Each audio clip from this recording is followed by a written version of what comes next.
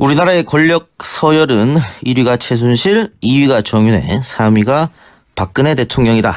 청와대 권력 서열을 폭로했던 박관천 전 청와대 행정관이 검찰 수사를 받던 중 했던 말이죠. 기억하시겠지만 이른바 정윤회 문건 파문 당시 박 전 대통령 찌라시에 나라가 흔들렸다 이렇게 말한 바가 있습니다. 그러나 만약 그때 바로 잡았더라면 오늘 24년이라는 중형이 과연 내려질 수 있었을까요? 정윤회 문건의 최초 작성자로 알려진 박관천 전 경정, 현재는 아시아경제 편집국 전문위원으로 계십니다. 연결해서 관련 이야기 한번 나눠보도록 하겠습니다. 자, 박관천 위원님 나와 계십니까? 예, 안녕하세요. 여보세요? 네. 안녕하세요. 예. 지금 아시아경제 편집국 전문위원으로 가신 지는 얼마나 되셨죠? 약 한 1년 거의 다 돼가고 있습니다. 1년. 예.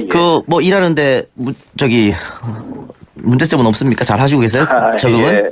어차피 언론이나 민정이나 나의 어떤 사회에서 소금 같은 역할을 하는 그런 역할이지 않습니까? 그렇죠. 많이 유사하다고 봅니다. 유사하다고 보세요? 예. 본격적 말씀 나누기 전에요. 예. 박관천 전 비서관이 이거 문건 유출 사건 이런 걸로 인해서 재판을 받으셨잖아요. 예, 그렇습니다. 1심에서 징역 7년. 예. 2심에서는 집행유예. 예. 대법원 판결이 났습니까? 아닙니다. 아직까지 기다리고 있습니다. 그 문건 유출 문제에 대해서는 조홍천 전 행정관 지금 국회의원이죠? 예. 같이 재판을 받았는데 조홍천 의원은 문건 유출에서는 무죄가 났고요. 예. 그래요. 그동안 마음고생이 심했었던 것 같은데. 예. 오늘 박 전 대통령 1심 선고 결과를 보고. 예. 다른 분들보다는 감회가 또 소회가 많이 달았을 것 같습니다. 그렇죠. 아무튼 한때나 제가 박 전 대통령을 모시고 근무했던 사람이지 않습니까? 네. 우리 역사에서 어떤 불행한 과정을 지켜보면서 또 제가 이를 끝까지 막지 못한 부분에 대해서 일말의 책임도 통감하고 좀 안타깝고 씁쓸하다는 생각이 들었어요. 네. 최순실 등에 의한 국정농단을 막을 기회가 3번이나 있었거든요. 이를 못 놓친 거죠. 예. 현재 분들도 이런 부분에 대해서는 반면교사로 삼아야 된다고 생각합니다. 예. 그러니까 제가 모두에서도 언급했습니다만 2014년 11월쯤에 이제 비선 실세의 존재가 있다 이렇게 언론 보도가 나왔었고 그 언론 보도가 나오게 된 배경에는 당시 이제 박관천 행정관이 쓰셨던 그 보고서 그게 이제 논란이 이제 커지게 된 계기잖아요. 그런데 저도 모르는 사이에 언론에 공개됐죠. 모르는 사이에. 그런데 지금 하시는 말씀은 그때 이걸 바로잡을 수 있는 기회가 있었다는 거죠. 또 그 전에 제가 이 보고서를 올린 2014년 1월 1일 날 정도만 했어도 그 사전에 이런 유사한 보고서를 많이 올렸거든요. 예. 그때만 이 보고서의 내용을 한번 좀 신경을 써주셨으면 좋지 않았겠나 하는 그런 좀 안타까움은 있습니다. 그런데 언론에 보도된 다음에 사회적으로 문제가 일어났지 않습니까? 예. 그때가 두 번째 기회였죠. 마지막 세 번째 기회가 한 번 더 있으면 놓치신 거죠.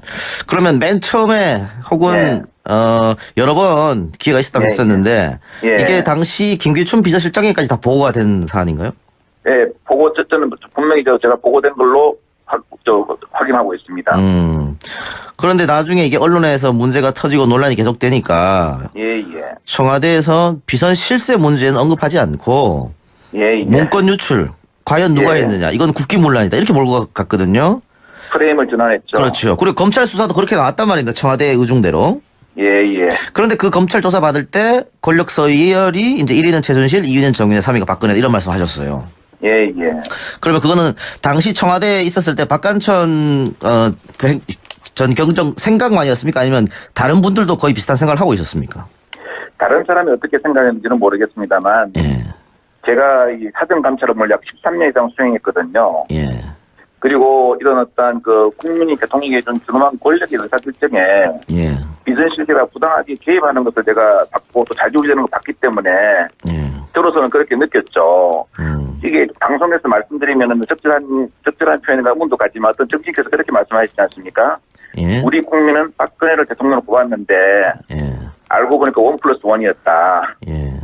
그래서 제가 틀리지 않는 비유라 생각합니다. 그런데 검찰에 당시 했던 이야기는 그 보고서에는 최순실 얘기는 전혀 없었다. 또 이런 얘기를 했었거든요. 정윤회 씨만 있었다.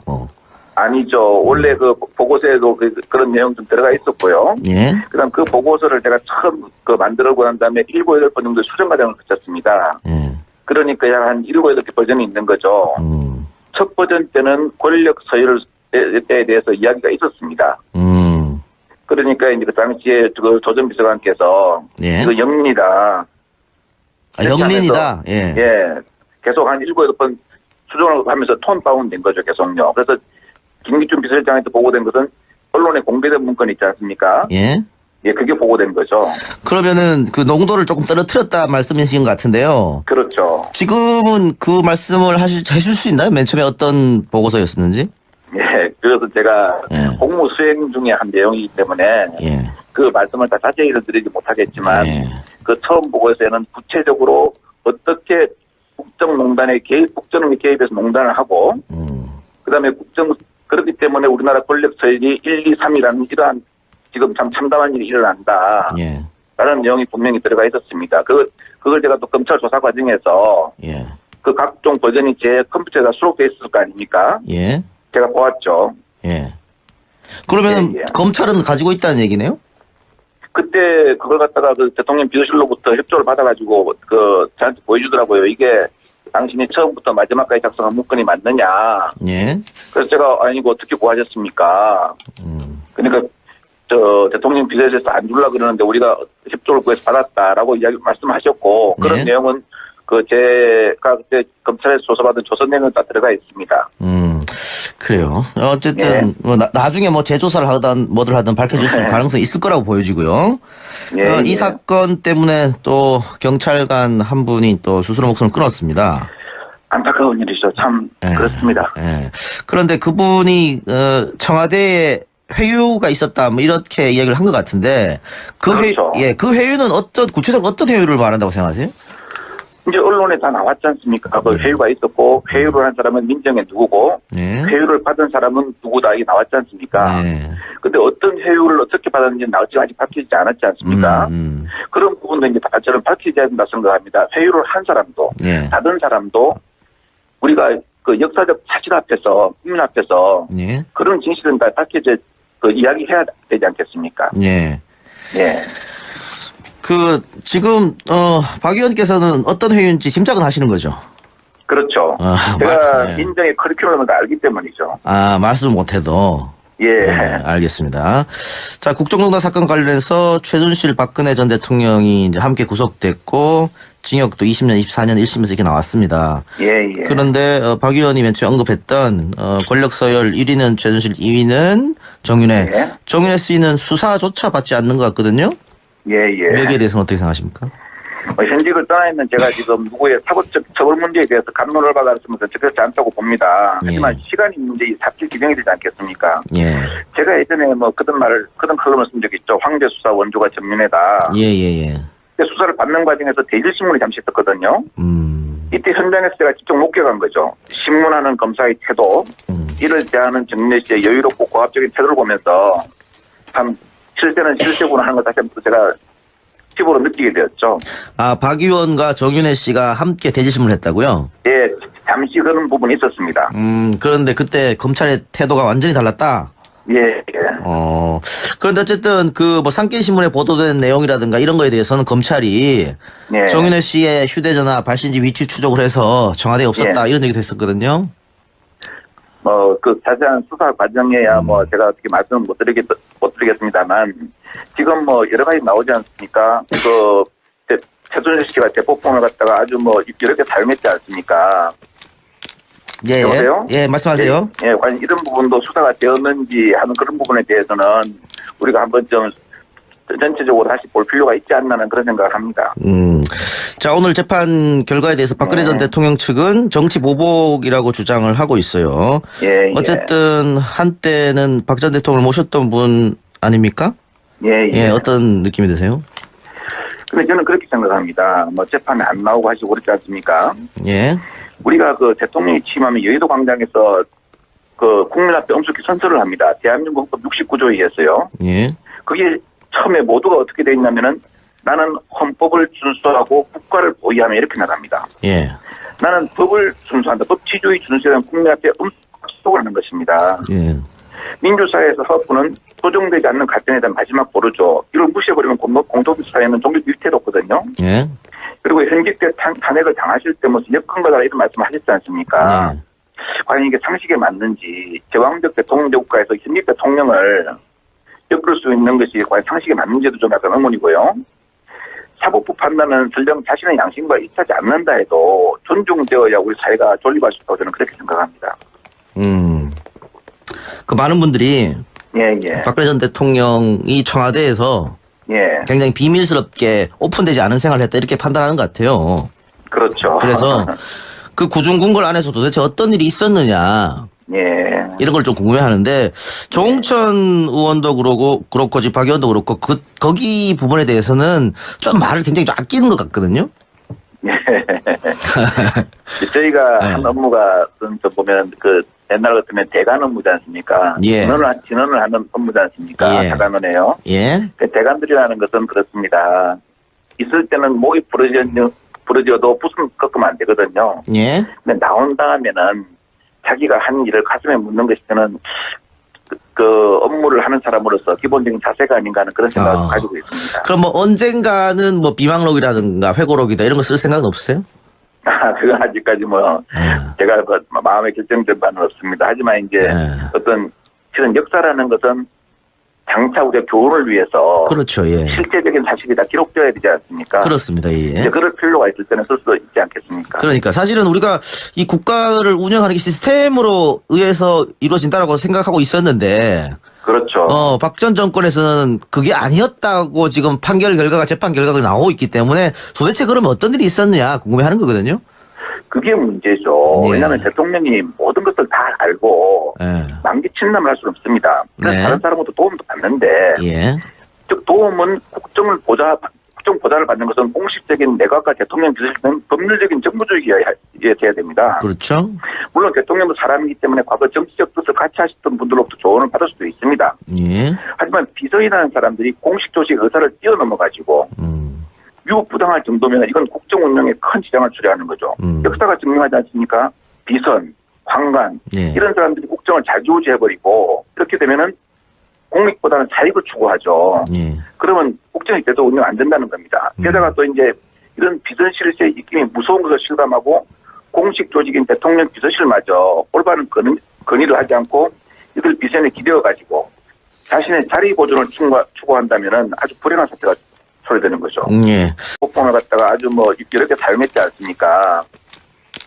예. 여보세요? 예. 말씀하세요. 예, 과연 이런 부분도 수사가 되었는지 하는 그런 부분에 대해서는 우리가 한번 좀 전체적으로 다시 볼 필요가 있지 않나 하는 그런 생각을 합니다. 자, 오늘 재판 결과에 대해서 박근혜 전 대통령 측은 정치 보복이라고 주장을 하고 있어요. 예. 어쨌든 한때는 박 전 대통령을 모셨던 분 아닙니까? 예. 어떤 느낌이 드세요? 근데 저는 그렇게 생각합니다. 재판에 안 나오고 하시고 그렇지 않습니까? 예. 우리가 그 대통령이 취임하면 여의도 광장에서 그 국민 앞에 엄숙히 선서를 합니다. 대한민국 헌법 69조에 의해서요. 예. 그게 처음에 모두가 어떻게 돼 있냐면은 나는 헌법을 준수하고 국가를 보위하며 이렇게 나갑니다. 예. 나는 법을 준수한다. 법치주의 준수는 국민 앞에 엄숙을 하는 것입니다. 예. 민주사회에서 사법부는 소정되지 않는 갈등에 대한 마지막 보루죠. 이걸 무시해버리면 공동사회는 종교 일태도 없거든요. 예. 그리고 현직 때 탄핵을 당하실 때 무슨 역근거다 이런 말씀을 하셨지 않습니까? 예. 과연 이게 상식에 맞는지, 제왕적 대통령 국가에서 현직 대통령을 엮을 수 있는 것이 과연 상식에 맞는지도 좀 약간 의문이고요. 사법부 판단은 설령 자신의 양심과 일치하지 않는다 해도 존중되어야 우리 사회가 존립할 수 있다고 저는 그렇게 생각합니다. 그 많은 분들이 예. 박근혜 전 대통령이 청와대에서 예. 굉장히 비밀스럽게 오픈되지 않은 생활을 했다 이렇게 판단하는 것 같아요. 그렇죠. 그래서 그 구중궁궐 안에서 도대체 어떤 일이 있었느냐 예. 이런 걸 좀 궁금해하는데 조홍천 의원도 그렇고 지금 박 의원도 그렇고 거기 부분에 대해서는 좀 말을 굉장히 좀 아끼는 것 같거든요. 예. 저희가 한 업무가 좀 보면 그 옛날 같으면 대관 업무지 않습니까? 예. 진언을 하는 업무지 않습니까? 예. 대관원에요. 예. 그 대관들이라는 것은 그렇습니다. 있을 때는 목이 부러져도 붓은 꺾으면 안 되거든요. 예. 근데 나온 다음에는 자기가 한 일을 가슴에 묻는 것이 저는 그 업무를 하는 사람으로서 기본적인 자세가 아닌가 하는 그런 생각을 가지고 있습니다. 그럼 뭐 언젠가는 뭐 비망록이라든가 회고록이다 이런 거 쓸 생각은 없으세요? 그 활동행위한 국정농단을 막을 기회가 3번이나 있었거든요. 내일을 못 놓친 거죠. 예.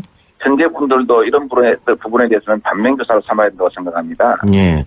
그러니까 제가 모두에서도 언급했습니다만 2014년 11월쯤에 이제 비선 실세의 존재가 있다 이렇게 언론 보도가 나왔었고 그 언론 보도가 나오게 된 배경에는 당시 이제 박관천 행정관이 쓰셨던 그 보고서 그게 이제 논란이 이제 커지게 된 계기잖아요. 그런데 저도 모르는 사이에 언론에 공개됐죠. 모르는 사이에. 그런데 지금 하시는 말씀은 그때 이걸 바로잡을 수 있는 기회가 있었다는 거죠. 또 그 전에 제가 이 보고서를 올린 2014년 1월 1일 날 정도만 했어도 그 사전에 이런 유사한 보고서를 많이 올렸거든요. 그때만 이 보고서의 내용을 한번 좀 신경을 써주셨으면 좋지 않았겠나 하는 그런 좀 안타까움은 있습니다. 그런데 언론에 보도된 다음에 사회적으로 문제가 일어났지 않습니까? 그때가 2번째 기회였죠. 마지막 3번째 기회가 한 번 더 있으면 놓치신 거죠. 그러면 맨 처음에 혹은 여러 번 기회가 있었다고 했었는데 이게 당시 김기춘 비서실장에까지 다 보고가 된 사안인가요? 네, 저는 분명히 제가 보고된 걸로 확인하고 있습니다. 그런데 나중에 이게 언론에서 문제가 터지고 논란이 계속되니까 청와대에서 비선 실세 문제는 언급하지 않고 문건 유출 과연 누가 했느냐 이건 국기문란이다 이렇게 몰고 갔거든요. 프레임을 전환했죠. 그렇죠. 그리고 검찰 수사도 그렇게 나왔단 말입니다. 청와대의 의중대로. 그런데 그 검찰 조사 받을 때 권력 서열이 이제 1위는 최순실, 2위는 정윤회, 3위가 박근혜 이런 말씀 하셨어요. 그러면 그거는 당시 청와대에 있었을 때 박관천 전 경정 생각만이었습니까? 아니면 다른 분들도 거의 비슷한 생각을 하고 있었습니까? 다른 사람이 어떻게 생각했는지는 모르겠습니다만 제가 이 사정감찰업무를 약 13년 이상 수행했거든요. 그리고 이런 어떤 그 국민이 대통령에게 준 준엄한 권력의 의사결정에 비선실세가 부당하게 개입하는 것을 제가 받고 또 자주우지되는 걸 봤기 때문에 저로서는 그렇게 느꼈죠. 우리나라의 권력 서열은 1위가 최순실, 2위가 정윤회, 3위가 박근혜 대통령이다. 청와대 권력 서열을 폭로했던 박관천 전 청와대 행정관이 검찰 수사를 받던 중 했던 말이죠. 기억하시겠지만 이른바 정윤회 문건 파문 당시 박 전 대통령 찌라시에 나라가 흔들렸다 이렇게 말한 바가 있습니다. 그러나 만약 그때 바로 잡았더라면 오늘 24년이라는 중형이 과연 내려질 수 있었을까요? 정윤회 문건의 최초 작성자로 알려진 박관천 전 경정 현재는 아시아경제 편집국 전문위원으로 계십니다. 연결해서 관련 이야기 한번 나눠보도록 하겠습니다. 자, 박관천 위원님 나와 계십니까? 예, 안녕하세요. 여보세요? 네. 안녕하세요. 지금 아시아경제 편집국 전문위원으로 가신 지는 얼마나 되셨죠? 약 한 1년 거의 다 돼가고 있습니다. 1년? 그 뭐 일하는데 문제점은 없습니까? 잘 하시고 계세요? 적응은? 어차피 언론이나 민정이나의 어떤 사회에서 소금 같은 역할을 하는 그런 역할이지 않습니까? 그렇죠. 많이 유사하다고 봅니다. 유사하다고 보세요? 그 본격적 말씀 나누기 전에요.